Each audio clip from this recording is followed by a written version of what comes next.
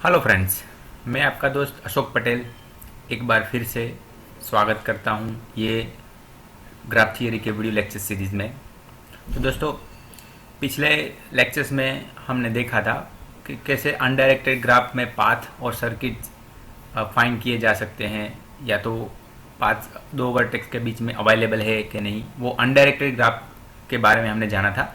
ये लेक्चर में पर्टिकुलरली ये लेक्चर्स में हम जानेंगे डायरेक्टेड ग्राफ का में कैसे पाथ बनता है, और उसके डायरेक्टेड ग्राफ का जो अंडरलाइन ग्राफ है उसमें कैसे पाथ फाइंड करता या किया जाता है या तो मिलता है, वो हम आज देखेंगे। तो दोस्तों, स्टार्ट करते हैं आज का लेक्चर। तो first of all, directed graph में पाथ कैसे मिलता है या तो किसको बोलते हैं डायरेक्टेड ग्राफ में पाथ, वो पहले हम देख लेते हैं। तो इसकी डेफिनेशन कुछ इस तरह बनेगी: path is a sequence of directed edges that begin at a vertex of a diagram and travel from vertex to vertex along directed edges of the graph। दोस्तों, डेफिनेशन को ऐसे आप पढ़ोगे तो इतना समझ नहीं आएगा। तो दोस्तों, इसके लिए मैंने एक एग्जांपल लिया है जिसको आप अच्छी तरह से समझ पाओगे।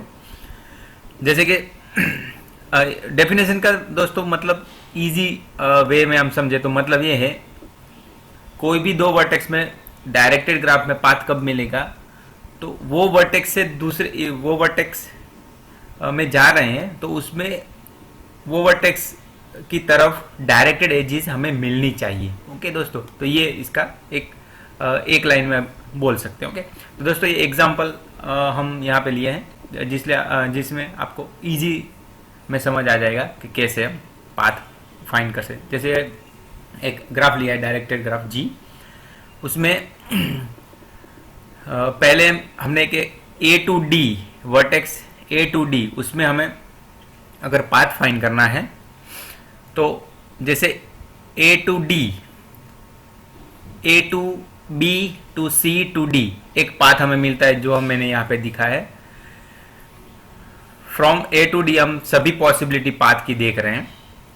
तो इसमें हम देख पा रहे हैं ए टू बी एक डायरेक्टेड एज है, साथ में बी टू सी भी डायरेक्टेड एज है, बी टू सी, और सी टू डी इसमें भी डायरेक्टेड एज है।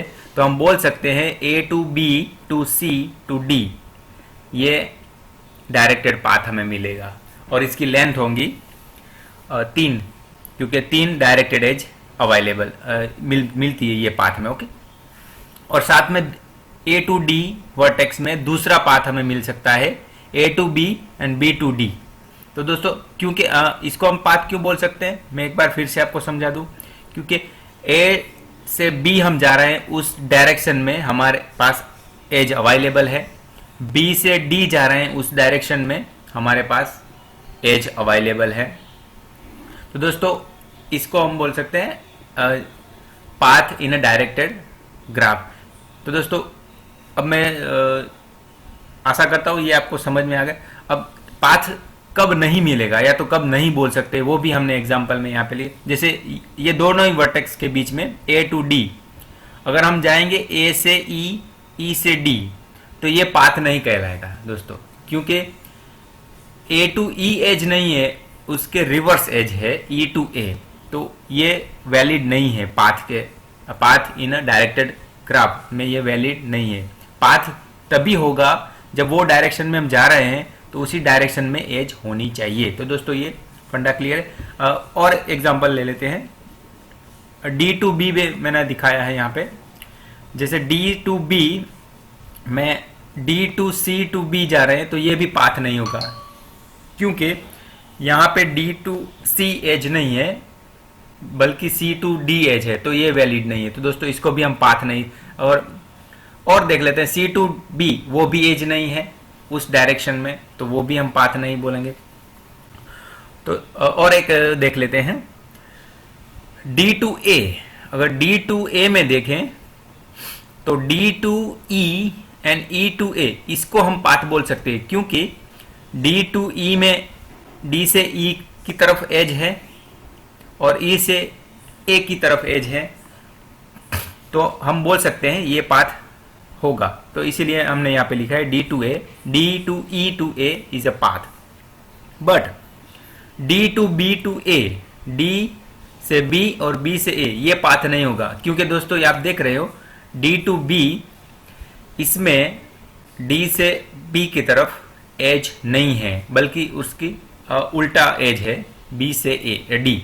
तो दोस्तों ये भी पाथ नहीं कर। सिमिलरली बी से ए की तरफ एज नहीं है, ए से बी की तरफ है, तो ये भी वैलिड नहीं है, इसीलिए हमने लिखा है डी टू बी टू ए वो पाथ नहीं होगा। तो दोस्तों डायरेक्टेड ग्राफ में कैसे पाथ मिलता है, या तो पाथ की कंडीशन क्या है वो आपको पता चल गई होगी। मतलब एक लाइन में अगर बोले तो जो दो वर्टेक्स के बीच में हम जैसे यहाँ पे एग्जांपल में ए टू डी लिया है, तो ए टू डी उसी डायरेक्शन में हमें एज मिलनी चाहिए जब तक वो वर्टेक्स हम वर्टेक्स तक ना पहुंचे तब तक। तो दोस्तों ये अभी आपको अच्छे से समझ आ गया होगा। अभी नेक्स्ट हम देखते हैं। अभी पहले अंडरलाइंग ग्राफ, अंडरलाइंग ग्राफ वो डायरेक्टेड ग्राफ का ही एक टाइप्स है, मगर उसमें क्या होता है, अंडरलाइंग ग्राफ में क्या होता है, अगर डायरेक्टेड ग्राफ है जो उसमें अगर हम उस डायरेक्टेड ग्राफ में जो डायरेक्शन है जिसकी वो डायरेक्शन मिटा दे तो उसको बोलते हैं हम underlying graph over directed graph. तो अंडरलाइंग ग्राफ में पाथ समझने से पहले ये हम उसका डेफिनेशन एक बार समझ ले तो अच्छा है, इसीलिए मैंने डेफिनेशन लिखा, neglecting the direction of the edge is in the directed graph is known as underlying graph. जैसे मैंने ये तो आपको समझा दिया ऑलरेडी कि डायरेक्टेड ग्राफ का अंडरलाइंग ग्राफ किसको बोलते हैं दोस्तों। तो डायरेक्टेड ग्राफ है उसकी डायरेक्शन को आप निगलेक्ट करें, नजरअंदाज करें, और जो ग्राफ मिलेगा उसे हम बोलेंगे अंडरलाइंग ग्राफ। जैसे हमें यहाँ पे एग्जांपल में लिया है जी एक डायरेक्टेड ग्राफ है और एच वही ग्राफ है, जस्ट जो डायरेक्शन थी वो हमने मिटा दी है सभी एजिस की, तो एच वो जी का अंडरलाइंग ग्राफ कहलाएगा। तो दोस्तों ये भी आपको कॉन्सेप्ट क्लियर हो गया। अब हम आगे बढ़ते हैं। हम अंडरलाइंग ग्राफ में पाथ कैसे मिलता है।